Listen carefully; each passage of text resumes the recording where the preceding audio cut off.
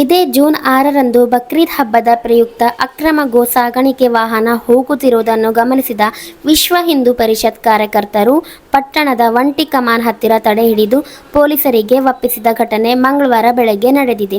4 ಗೋವುಗಳು ಇರುವ ಟ್ರಕ್ ವಾಹನ ಸಂಕನೂರು ಗ್ರಾಮದಿಂದ ಚಿತ್ತಾಪುರ ಪಟ್ಟಣದ ಒಂಟಿ ಕಮಾನ್ ಮಾರ್ಗವಾಗಿ ಕಸಖಾಯನಿಗೆ ಹೋಗುತ್ತಿರುವಾಗ ನಮ್ಮ ಕಾರ್ಯಕರ್ತರು ತಡೆ ಹಿಡಿದು ಪೊಲೀಸರಿಗೆ ಮಾಹಿತಿ ನೀಡಿ ಅವರಿಗೆ ಒಪ್ಪಿಸಿದ್ದಾರೆ ಎಂದು ವಿಶ್ವ ಹಿಂದೂ ಪರಿಷತ್ತಿನ ವಿಭಾಗೀಯ ಕಾರ್ಯದರ್ಶಿ ಅಂಬರೀಶ್ ಸುಲೇಗಾಂವ್ ತಿಳಿಸಿದ್ದಾರೆ.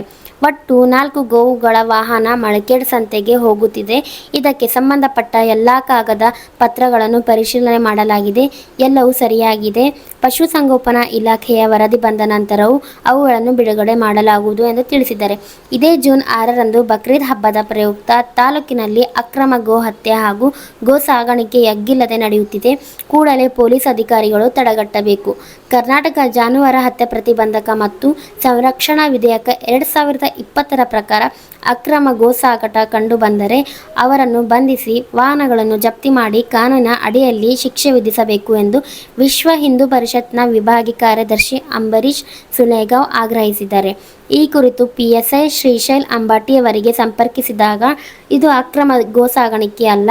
ಸಂಕನೂರು ಗ್ರಾಮದಿಂದ 3 ಹೋರಿ 1 ಹಸು ಸೇರಿದಂತೆ ಒಟ್ಟು 4 ಗೋವುಗಳ ವಾಹನ ಮಳಖೇಡ್ ಸಂತೆಗೆ ಹೋಗುತ್ತಿದೆ.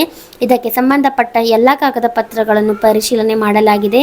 ಎಲ್ಲವೂ ಸರಿಯಾಗಿದೆ. ಪಶುಸಂಗೋಪನಾ ಇಲಾಖೆಯ ವರದಿ ಬಂದ ನಂತರ ಅವುಗಳನ್ನು ಬಿಡುಗಡೆ ಮಾಡಲಾಗುವುದು ಎಂದು ವರದಿಗಾರರಿಗೆ ತಿಳಿಸಿದ್ದಾರೆ.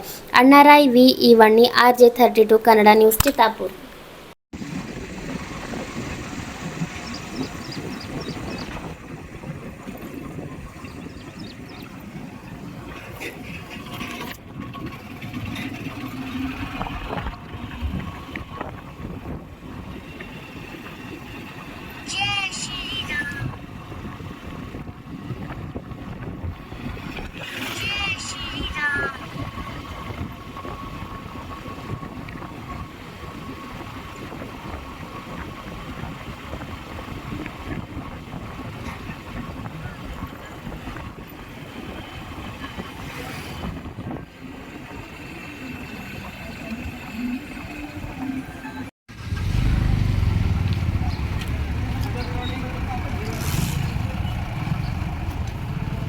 आप